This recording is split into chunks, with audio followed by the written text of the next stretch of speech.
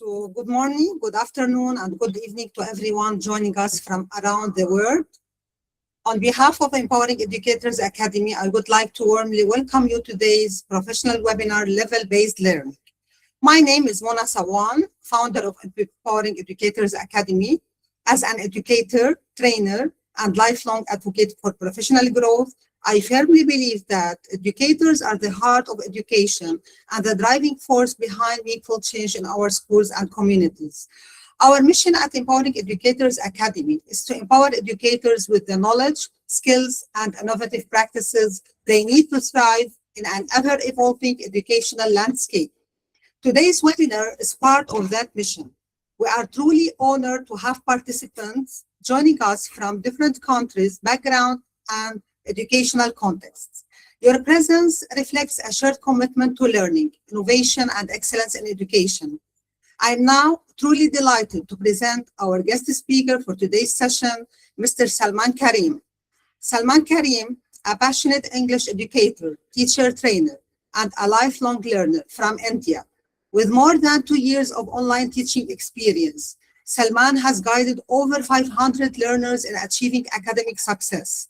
He is committed to creating engaging, learner-centered experiences that build confidence and language proficiency.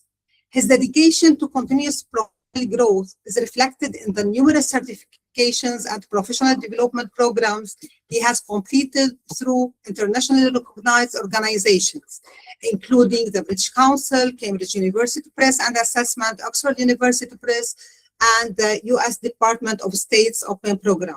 He is also an active subject matter expert and advocate for innovative, inclusive, and high-quality education. Today, he joins us to share his expertise, practical insights, and inspiring vision for empowering educators and learners alike. Salman, the floor is yours. Thank you so much, Mona Madam, and thank you to everyone for joining us today. I would like to present my screen, and is my screen visible? Not yet. Is it Yes. now visible now? Yes. All right. So hello, everyone. Thank you for joining us and taking the time out for today's webinar. Today, we will be looking into something that's called level-based learning. It starts from the classroom, but it goes beyond the classroom. So what is actually level-based learning? Level-based learning is a student-centered approach. A student-centered approach is something that's more than what teachers can do. It's how teachers and students can participate in together, and this helps learners to be involved. Level-based learning actually is dealt with many sub-layers. Let's look briefly. It groups learners by skill level, that is skill-based learning. And in today's diverse learning capabilities, we understand that learners have different skill set. And at this particular skill set, we need to help them learn different skills apart from their studies. Each student progresses at their own pace, and instruction is tailored to individual readiness. So it is not just through grades or the classes that they grade, they grow, they also grow through the levels that they have. Some learners may be fast learners, some learners may be slow learners. Some learners maybe have a special interest in certain subjects, and some learners may not have that much interest or may be lagging behind in the classes. We would be looking into how to help those learners be good in that subject. And that is why level-based learning is essential. Level-based learning encourages mastery before moving forward. Traditionally, what actually happens is that students are given tests, they are into a particular assessment, they are evaluated based on their understanding, and sometimes some students are not able to progress according to the needs of the next class. So that is why level-based learning is something that is not just which is being taught, it is also about something that students can learn in the process where they lack. So what is the philosophy behind LBL, or what actually is LBL? LBL, or level-based learning, is aligned with UDL. I would like to put a brief light on what is UDL. UDL means Universal Design for Learning. It is for everyone. Learning is for everyone. It is not just for the weak students, not just for underprivileged students, not just for specific amounts of students who are good or not that good. It is for everyone in every country and every possible aspect. So LBL actually aligns with them and helps them level up. If some student is lagging behind, it helps them level up. It meets learners where they are or where they should be based on the particular class. Now, there are many things in a large classroom. What actually happens is that there are many learners who cannot express their fears because they have high affective filter. What is high affective filter? Affective filter is something that causes a particular student to be anxious. They may not be so expressive. Not every learner is extrovert. Some learners are introvert as well. So sometimes we cannot understand which particular learner is having the issue, because in a large classroom, you don't get time to ask each learner where they are lagging behind. So this is something which helps in the day-to-day teaching. It prioritizes mastery, not time. It gives a self-evaluated process where the learners can go ahead with. It fosters student ownership. In other words, we can also say learner autonomy and experiential learning as well. I would like to focus on this. When we look into student ownership, there is something called autonomous learning. As students get to know a particular subject, they learn at their own pace. Sometimes some students require extra time in some particular concepts, and some students may require less time. So that is why student ownership is as much important as much how the teacher is teaching. So it celebrates growth over grades. Some students may be not that good in some subjects like mathematics or something that is analytical based subjects or theoretical based subjects where they may be lagging behind. At that moment of time, students need to grow through the different difficulties that they face. As I said, something like affective filter, and something also like the difficulties they face through the different complexities of the subject. Let's look into the next slide. What are the core principles of level-based learning? So the core principles and how we will implement is like we can use differentiated instruction. What do we mean by differentiated instruction? Differentiated instruction is using the same way of learning in different aspects. Some learners are visual learners. Some learners may not be that good in the way they process information. Some learners may need extra help. Some learners may need differentiated support in terms of how the teachers are teaching. They might need extra guidance. In a large classroom, the teacher doesn't get time to address every learner. And we will be talking in this webinar how the teacher and other support system can help them in leveling up their studies. So differentiated instruction is also about how you can give them different instructions, also with aligning and building up the confidence of the learners, and not just through the overall level or comparison level of how the students behave. We also think about how they are improving based on differentiated instruction. So there are flexible grouping as well. Secondly, we can also do flexible grouping, like there can be homogeneous grouping and heterogeneous grouping. We will be talking in the later slides with this. So students move between dynamic groups as their skills develop. So it is like peer-based learning.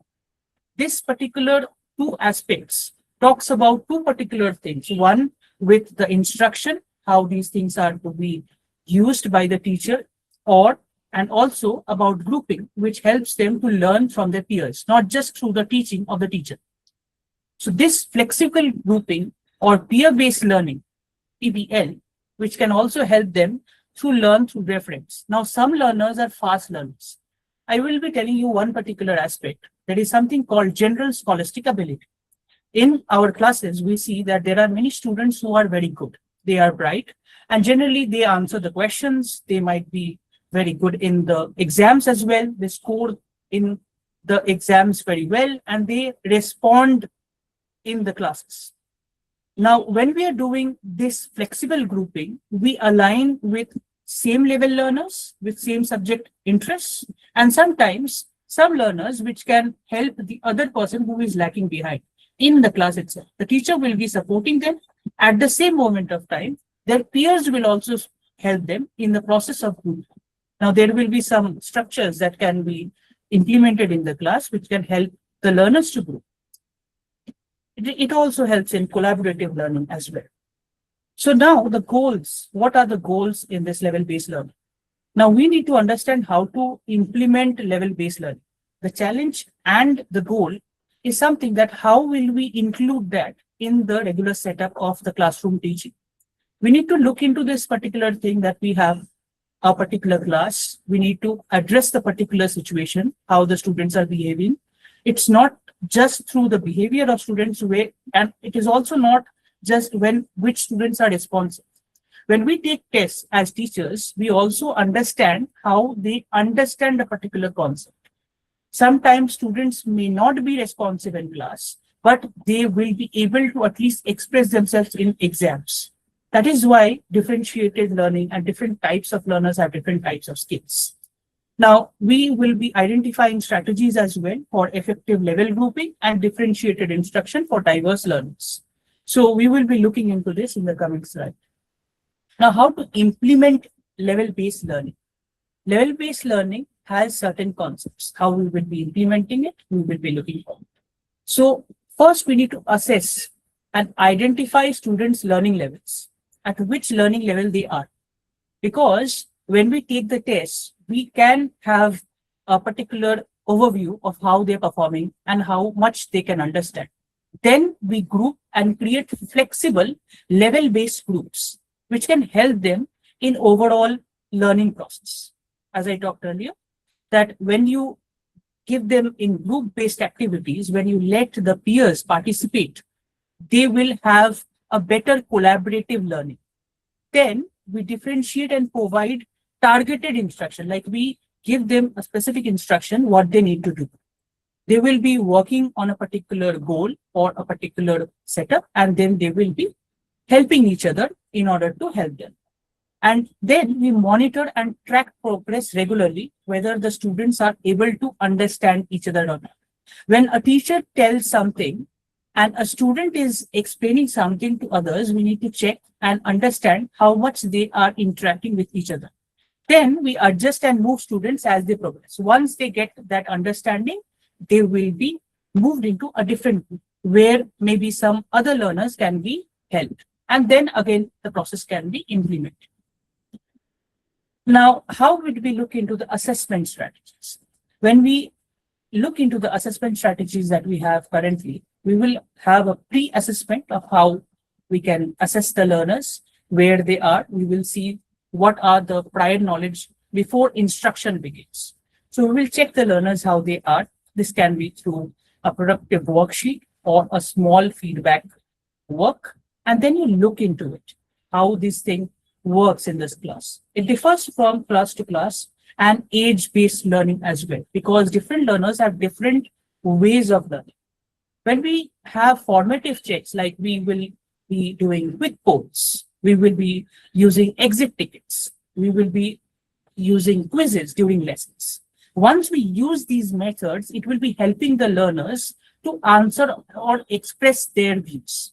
When we have exit tickets after maybe a lesson plan that you design, or maybe if you are taking an online session, or even if you are taking in a classroom-based learning, when you take a small exit ticket, when you get the feedback of the learner, you get to understand what they're learning or where they can improve or what are the things that you can do. And there can be quizzes as well, which can help them to understand what are the things that they have understood from the lesson that you have done. There are diagnostic tools which can help them identify learning gaps and their skill readiness. So the skill is also important. When we understand that what are the skills in a particular learning setup or in the particular classroom, we try to find out where are the areas the students are getting behind. We see through the observation logs or the past records of the students and how they're progressing. We keep a track record and track student progress in real time. There would be peer and self-assessment. This peer and self-assessment is something that I wanted to explain a little bit more.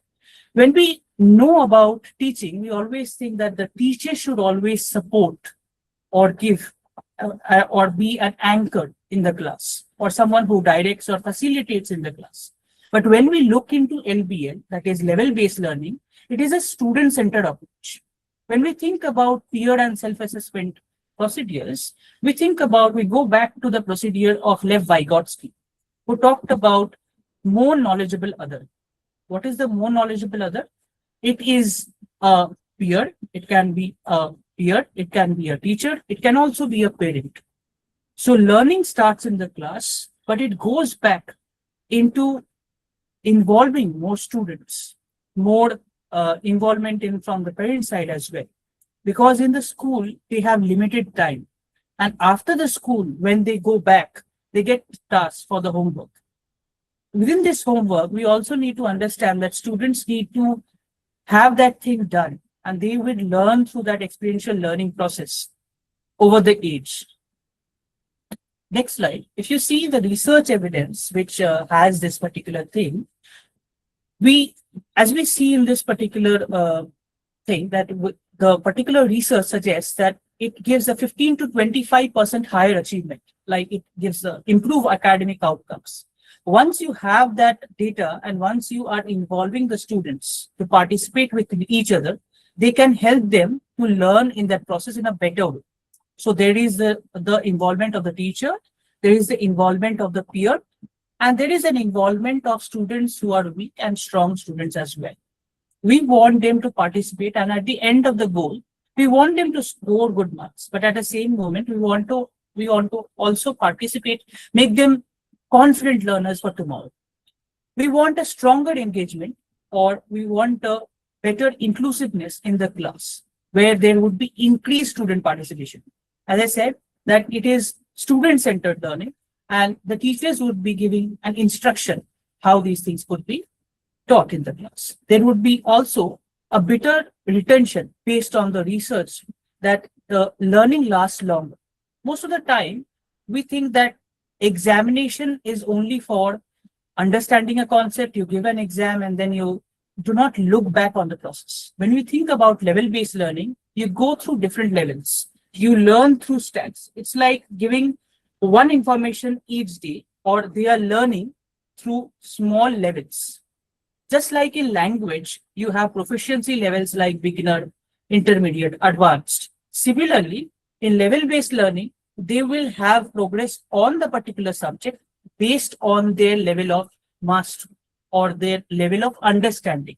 They may not understand everything at day one, but after maybe few days, for a few weeks, they learn to get that thing done on their own. This helps them in becoming autonomous learning, and this is also a process of scaffolding.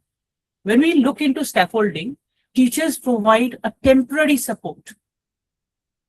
They provide a temporary support so that students become confident learners and they can give them a particular output of how they are doing in the class. They give them that thing that they need. But once they learn that particular process, they let them do on their own. Because today we understand that these learners will become somebody who would be becoming someone in tomorrow. They will be future entrepreneurs, they will be future businessmen, they will be future professionals in the outside world. So we want them to be involved. Obviously, this is something that we will be understanding as we go ahead, how we can implement better in the class. So this actually helps them narrow the achievement gaps, like where they are actually lagging behind. You get the particular overview as well. And you also get to see how the learners are performing in day-to-day learning. This evidence-based report is from almost like 200 plus schools, which have proven effectiveness. Next slide. So how do we group the strategies? This is something that we need to look into, because we need to have a peer-based assessment where we can actually increase the learner inclusiveness of learners, where students have increased participation. You can see homogeneous. What are homogeneous group? Students have same level of expertise and they will help each other. Maybe some learners are very good in language. One learner is fast learner in language and other learner is slightly lagging behind. One learner helps them to understand the particular thing and then they explain them to the particular process through exercises, through group work, that how this thing can be done. And this will actually help the teachers to assess how they're working in groups. This will be helping them in collaborative learning and also reflective learning as well. Something that is very important.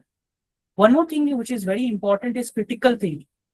When we see students participate with one another, they analyze what they are doing. And we are not just talking about students in the classroom. When we have participation from group-based activities, even when students become researchers, when we have peer-based reviews, or when they are actually looking into ways where they can be participating together into particular aspect, they share their ideas where one can improve. This is a collaborative effort which involves learners or people from all across the particular distinctions. There is also the heterogeneous groups. Learners from different specialties are brought together. So one learner may be good in mathematics, one learner may be good in language. So the particular thing that we want to do is that maybe the language student can help them in the linguistic activities, in the linguistic competence, and the mathematics student can help them in other things. So two diverse activities can be brought together. Two different types of intelligences can be brought together. Now, when I'm talking about intelligence, we will be talking about something. When we think about classroom management, we always think that students have different types of learning. I talked about intelligence. I would be referring to one particular person that we should remember. His work is very influential in today's world. We might have many generational divides. We might think about how generations have differed in the process of learning. But when we think about intelligences, which I feel is, if you remember Howard Gardner's multiple intelligences, I would be telling you before we start with classroom management. Howard Gardner, sir, has talked about 8 particular multiple intelligences which students are better at. If you talk about logico-mathematical, linguistic, musical, spatial, bodily kinesthetic, intrapersonal, and lastly is naturalistic. When you look into naturalistic intelligence, it talks about today's situation, how they are getting that ability to adapt to different situations. You might definitely want them to prepare for their tests. You might definitely want them to do well in their exams. But at the end of the day, when you look into as a teacher, you want them to become someone who can be confident learners. Obviously, some learners would be very good in general scholastic ability. But at the same moment of time, we also want them to excel in the subjects which actually some learners are behind at. You see the progress. It can also be starting with just a pass marks when a student is actually fearing the subject. Think of the fact a student is lowering their head down just because they cannot do well in a subject in their parent-teacher meeting or when their parents are discussing them. In the longer term, that affective filter or that fear of that subjects come into the progression. We don't want students to fear a particular subject. This is the main thing of level-based learning. We know that we need to promote them in different classes. We need to give them that promotion. We need to make them confident learners and promote them through their grades. But we also need to understand one thing, that when they learn, they should also get to overcome their fears in specific subjects. It can be linguistic, it can be mathematics, it can be subjects like history or subjects of other contexts as well. Now let's look into classroom management. Once we have talked about different intelligences and the general scholastic ability and different types of student abilities, We will look into classroom management, how to establish this thing. So when we talk about classroom management, teachers think about how they can effectively control the class. When we are talking about controlling the class, we are not telling that, okay, this particular learner should behave like this only. We are thinking about how we can have a safe space or a space where learning occurs. We want them to learn effectively, right? We don't want learners to fight amongst themselves, or they would be actually distracted because of some activities. We want them to learn and we want them to enjoy that learning. Sometimes enjoying the learning is not just about what the teachers teach. That is why activity-based learning, or when you use experiential learning or peer-based learning, it helps them get involved in the process of learning. So they get involved and they just don't listen to the teacher, what they are teaching.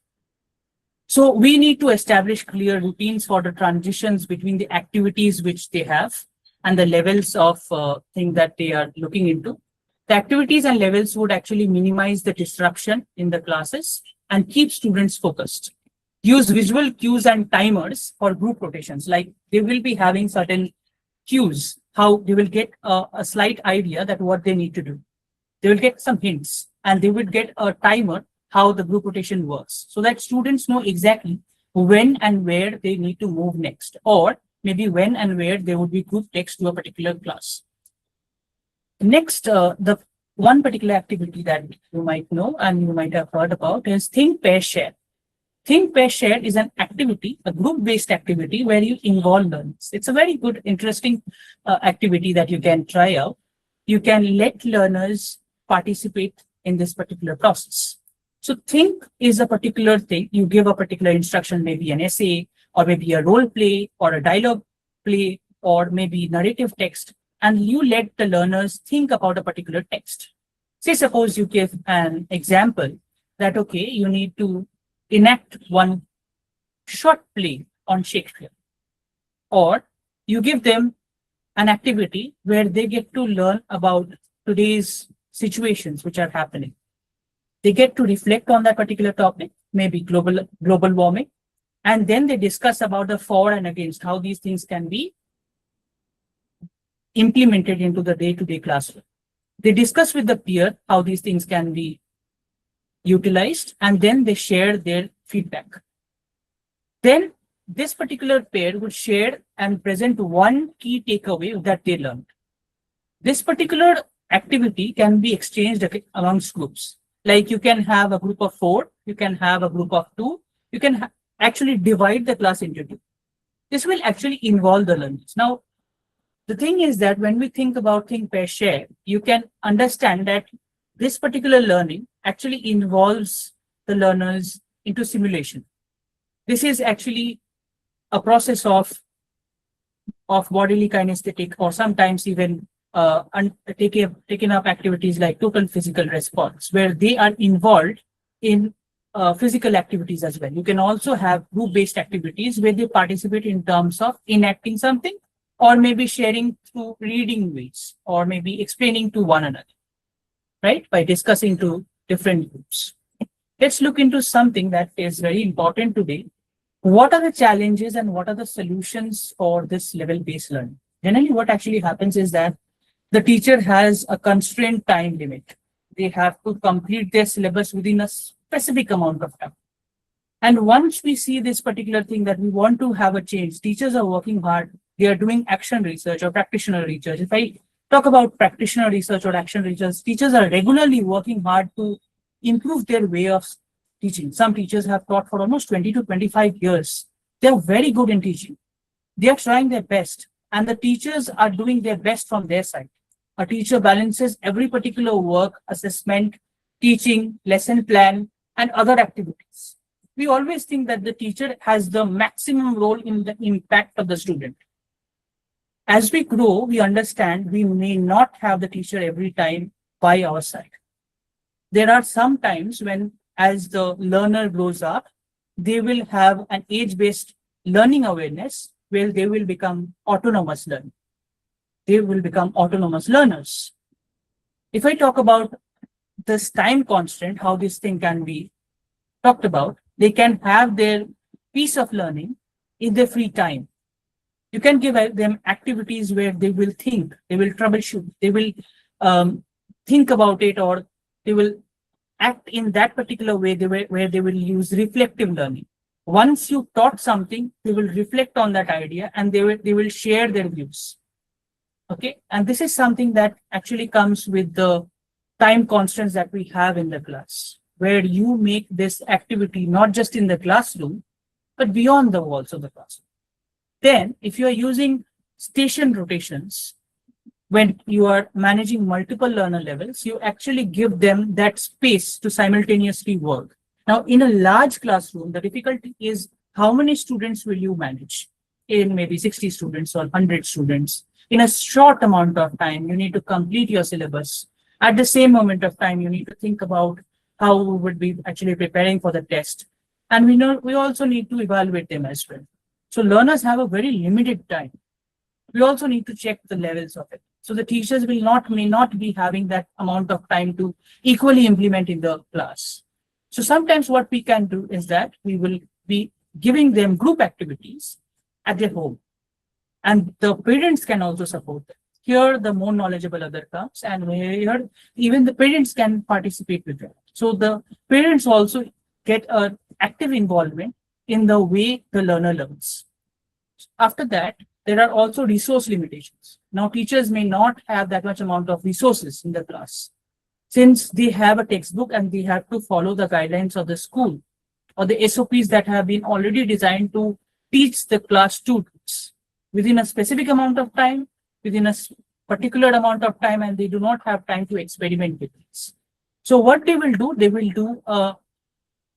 if it is not possible to track the records in day-to-day basis, teachers can do in a monthly basis or an after annual exam basis, or the way they can do in a half-yearly basis.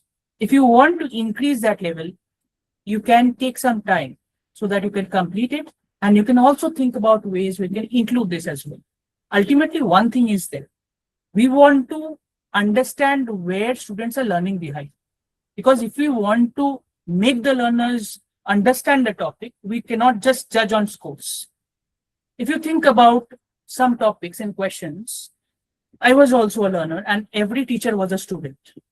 You can understand there are different types of questions. There can be open-ended questions and close-ended questions.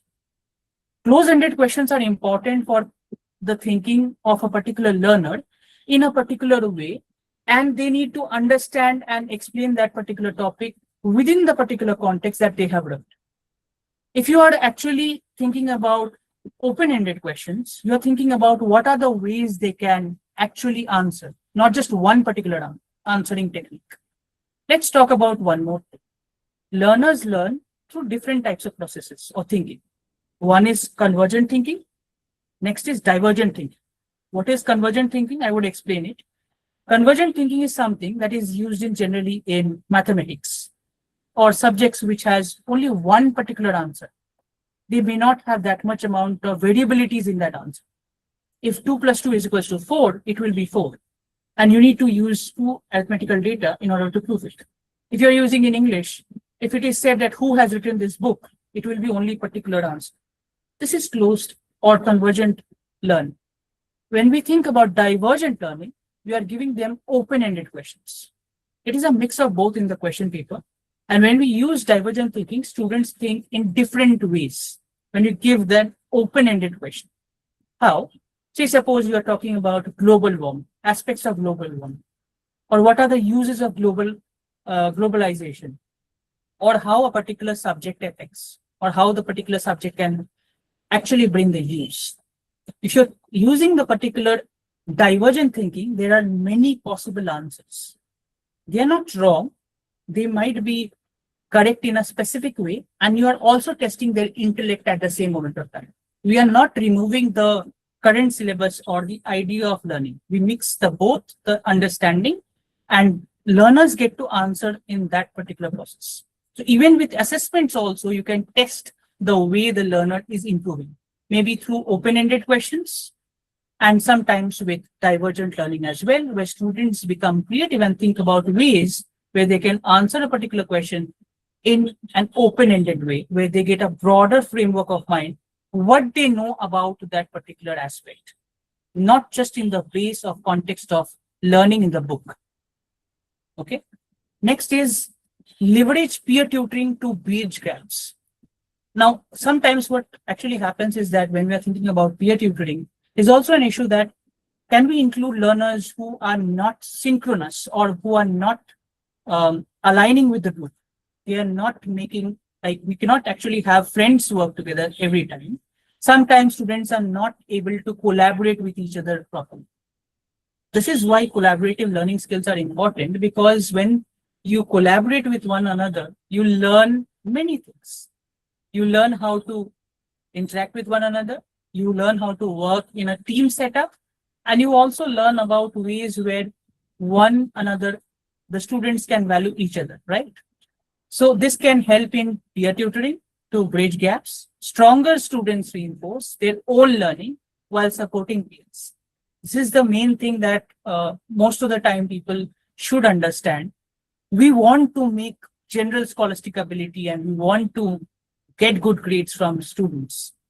But at the same moment of time, we don't want any student lagging behind. This is what level-based learning is all about. There are challenges, there are difficulties, there are time restrictions. But at the same moment of time, just like teachers can be creative, in today's era, students can also be creative.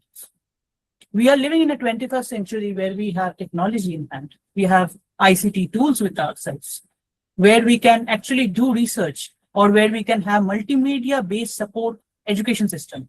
If you are not using those tools, we are not restricting that we should always use educational tools for the multilingual setup. There are ways where you can write the same concept in differentiated instruction. A same particular paragraph can be focused with keywords when students are not in that particular mastery of reading that particular words, can be used with easy words, easy vocabulary, through the work of highlighted words, through keywords, through tables, through mind maps. Now, again, this actually looks into the different strategies how learning is being talked about. Learning can be not just in a textual basis where one particular text is written in that, right?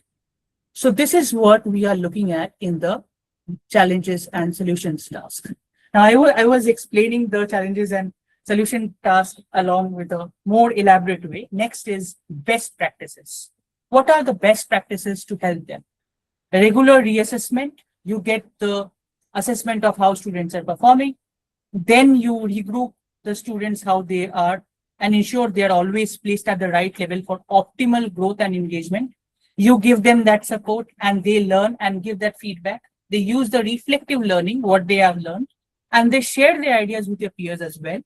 So their assessment actually becomes a test of approach, how they are actually reflecting and thinking about what they have learned. There is also a clear communication with students, which can help them the particular thing that would help them in the learning with students. Like once you have a clear communication or an active communication about their progress, celebrating their milestones and setting transparent goals to keep learners motivated and informed. So you need to inform them what they are doing. You need to give feedbacks and you need to actually celebrate their wins as well. One thing is there, a teacher learns and knows a lot. They do not give everything at one particular class. They have proper lesson plans and they need to also motivate the learners when they are doing well. You can say that good try. You can also say you are doing well, you have improved. So these positive reinforcements or the way you communicate with them, if you do not have time to individually tell people about their performances or individually tell students that, okay, you have done well in this, at least tell them that these particular things can be talked about through the names. Remember their names and you let them involved into the particular process. Okay. So there will be a clear communication where they will interact and they will actually share their ideas. Next is real classroom example. So we will be looking into some of the real classroom examples. Like in elementary, students unlock an explorer badge. If you're not having badges, if you're not teaching in online, you can have small reward mechanism. Like when you teach students from the early age, you need to give them rewards. And when we talk about rewards, it can be a digital reward, it can be through chocolates, it can be through anything that can help them learn in a better way. Now, this is reinforcement. You can say you can support them and they get happy with what they are learning. So students get that reward. And this is proven that humans perform better when they are rewarded for their work they have done. So students get to know that, okay, if I do this thing right, they will get something. But we don't just want to give them badge just for that. At least you are getting that idea that where they are. And then you support them with some additional ideas and how you support them through badges or certificates, or the way you push them their levels. They get that assurance that, okay, I'm doing well. So they try to put their efforts more without external pressure. You always don't need to scold them. Sometimes scolding is nice, but at the same moment of time, you also need to have reward mechanisms as well. In middle school, you will see like science class used LBL tiers, like the level-based tiers where there is apprentice or a beginner level, and then intermediate level to expert level, boosting engagement by 40%. So if you have grades, you also have ways to assess them through the middle school, and then you tell them where they are improving. You give them that particular feedback through that particular reward. In high school, English to LBL or level-based learning lets students choose novel complexity by level. So they get the complexity level, they get the choice of understanding that level, and they improve reading scores across all groups. When level-based learning is used in high school, they are more or less adult learners or in their teenage. They have some idea. When you're talking about elementary, you have to put extra effort. In middle school, they are they have a little less amount of effort that is required in terms of teaching. But when you are in high school, you're actually getting them more involved, and you are actually using that experiential learning or analytical level of learning, and they will be able to give their feedback and they can choose their complexity where they're reading. It can be an easy novel, it can be slightly difficult novel, but they need to have certain particular guides in order or references to support their level of learning. Right? Next is conclusions. So how do we actually look into this particular overall concept? Level-based learning empowers personalized learning, which actually helps them to learn at their own personal level and celebrate their success as a whole. Students progress at their own pace. Sometimes it's very difficult to track their paces individualistically, but students need to get that knowledge that where they're lagging behind and where they get into after a certain amount of time. This builds confidence and mastery at the end, every level they are trying to achieve. It is not always that they will reach a perfectionist level, but at least they will be able to answer or decide what they need to do. Then there is a flexibility and assessment, which are essential. So when you have a flexibility in the assessment procedure, when you have adaptive strategies and continuous feedback from your side, this drives into long-term success in the classroom. So you give a flexible approach in the assessments, as we have talked earlier, and this will help them in the longer run. So this is the presentation today, and I would first answer the questions, and if I get some time, I will have a short something interactive, because generally I wanted to have something interactive in between, but because I wanted to explain, I wanted to have a streamlined flow of thing, I wanted to look into the questions that have been asked. Let me check. And thank you for being till the end, everyone. Thank you so much, Salman, for this insightful presentation. My question is for you. If you were to give one piece of advice to a teacher who wants to start using level-based learning tomorrow, what would it be? Madam, if Yes, I feel that when we think about level-based learning, if they want to start tomorrow, I think that first they need to understand that that particular piece of learning can be collaborative and it includes learners. That particular process is through inclusion. As I told earlier, that when we think about level-based learning, we always think that teachers have to do everything. And the teachers are so much pressured in this process that sometimes students cannot participate. Like if we want students to come forward, we also need to find out ways to get and hear what they are having. Now students don't speak. Now if they don't speak, how would we lower their affective filter? If a student is not aware that where he's lagging behind just because a particular subject is difficult, we cannot just let them leave a particular subject because they are not finding interest. We will not force them to learn, but as a teacher, we would make them understand why they are learning something. I can reframe one question that sometimes students feel that they have to study a lot of subjects. Now they have a pressure to perform. They do not get time to individually focus on specific subjects. Teachers have that ability to teach because they are trained. Students need to do it from scratch. They need to put double effort. Now they fear that whether in class, whether we will have time to ask the teacher, whether we can ask the teacher to get that feedback. Sometimes we don't get to hear students and they are also afraid to speak in large classes. So if we want to think as a teacher how we would implement it in maybe in tomorrow or the day we want to implement in our class, we would first think not only about the challenges, but about how we can include learners into it as well. We need support. We need a collaborative support where they adapt. So this is what I wanted to answer through the question. There is also one question. In your opinion, what do you think is the biggest challenge teachers face when implementing level-based learning, and how can they overcome it?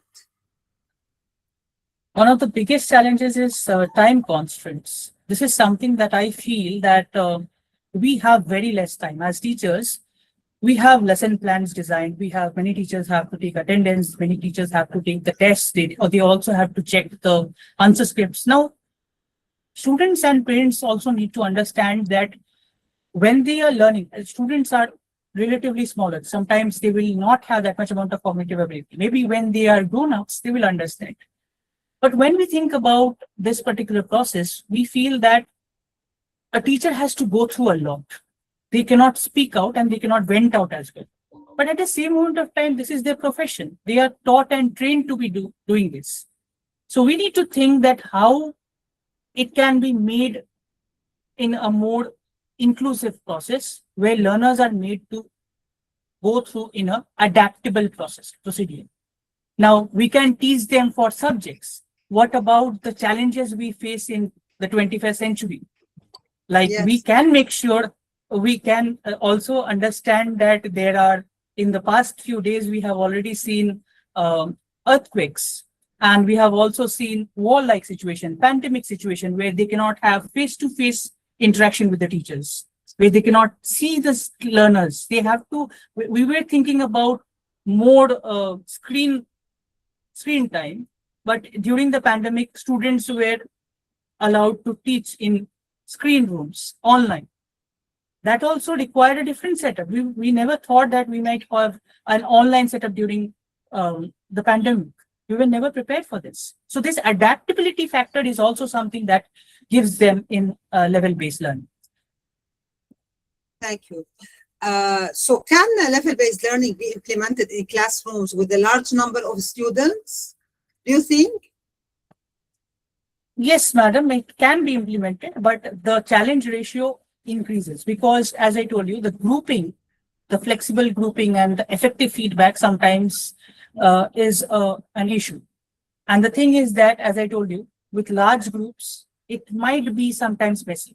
When you have a small group, teachers can at least help them in understanding. As we say, two people of three to four students, their learning or their collaborative effort may not work always. When they learn to work as team, they just not think about the subject. They also think about how they are using that interpersonal effort, how they're communicating with other people. And say, suppose we are taking a particular situation where teachers are finding difficulty in applying that particular concept in day-to-day classroom. What they can actually do is that they can give certain tasks as a group-based activity at their homes. So they prepared a chart, maybe somebody is preparing a chart or a particular activity, and the other person is explaining that particular chart. Or say, suppose they are particularly, somebody is making something at home, the other person is explaining the fact. They are actually collaborating at home as well. If we are not doing it in the class, we can at least involve teachers and parents and students as well. So it becomes a communicative whole. So this is how challenges can be narrowed down. Thank you so much. So to conclude, yeah, one idea that particularly resonated with me is that learning should not be driven by time or age, but by readiness and mastery. So level-based learning reminds us that students do not all learn at the same pace, and that is not a weakness. It's simply the reality of learning. So as we move into an era shaped by artificial intelligence, I believe this approach becomes even more relevant. AI gives us the opportunity to personalize learning, provide continuous feedback, and make level-based instruction more practical than ever before. Mr. Saman, your presentation was a valuable reminder that the future of education is not about teaching everyone the same thing at the same time. It's about ensuring every learner has the opportunity to grow, progress, and succeed from their own starting point. Now, dear participants, certificates of participation will be issued to attendees. The certificate request link is shared in the chat box, and it will be delivered through our WhatsApp community group within a maximum of 1 or 2 weeks. We invite you to stay connected and stay tuned for our upcoming webinars and professional learning opportunities organized by Empowering Educators Academy, offered in both English and Arabic to support educators across diverse contexts and communities. Thank you again for being part of today's session. We look forward to learning and growing together in future events. Have a wonderful evening and see you soon. Thank you again, Mr. Salman, for this presentation. And please don't forget to fill the Google form I already shared it in the chat box, okay? Make sure to write your name as you want in your certificate. Thank you so much. I would just add one thing. Before we conclude this webinar.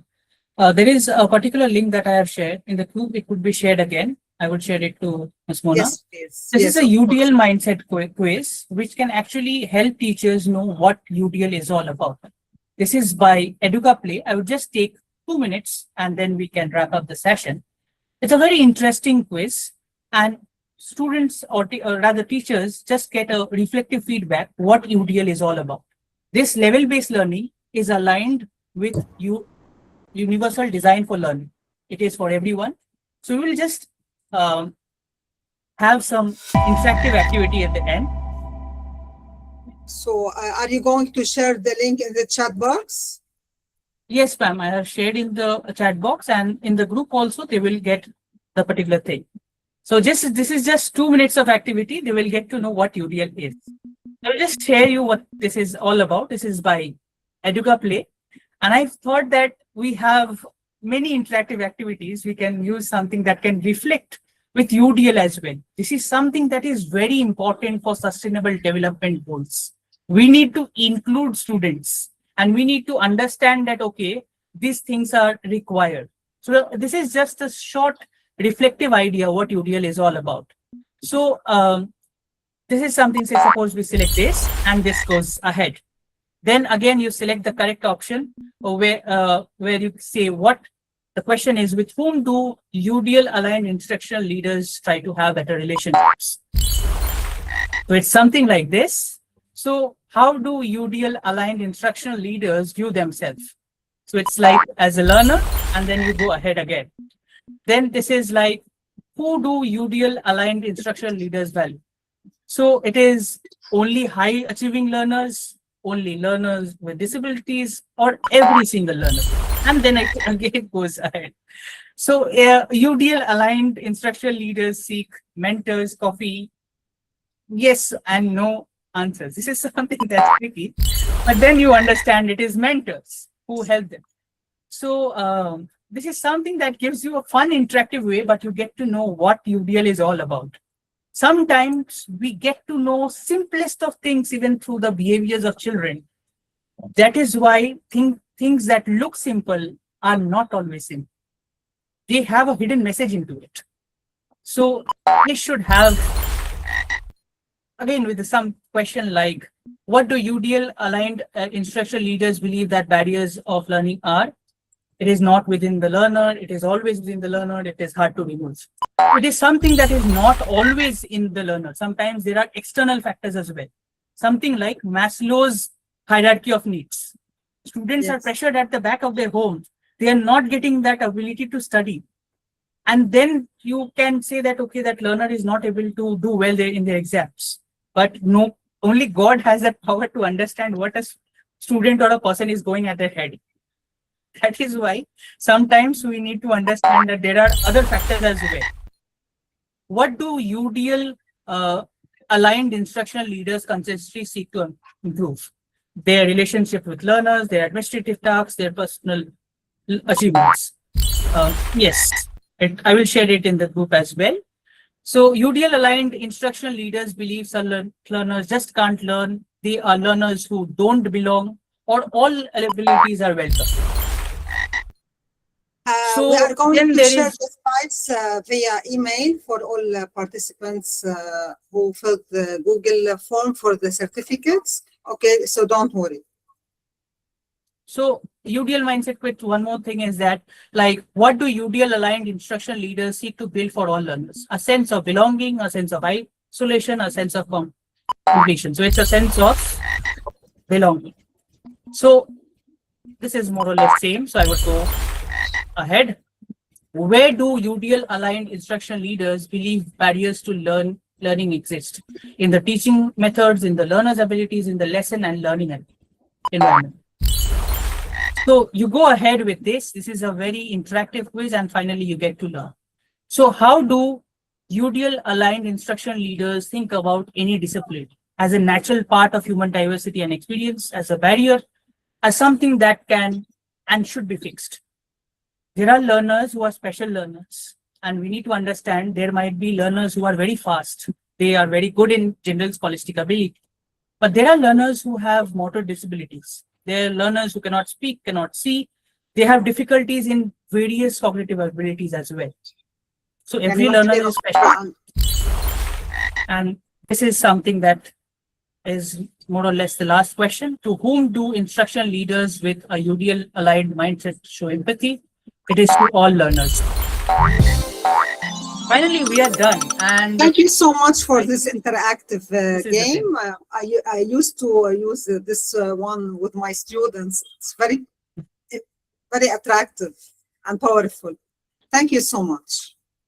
Thank you so much. So now we will review, and thank you once again for being part of today's session. Again, have a wonderful evening and see you in our upcoming webinars. Thank you.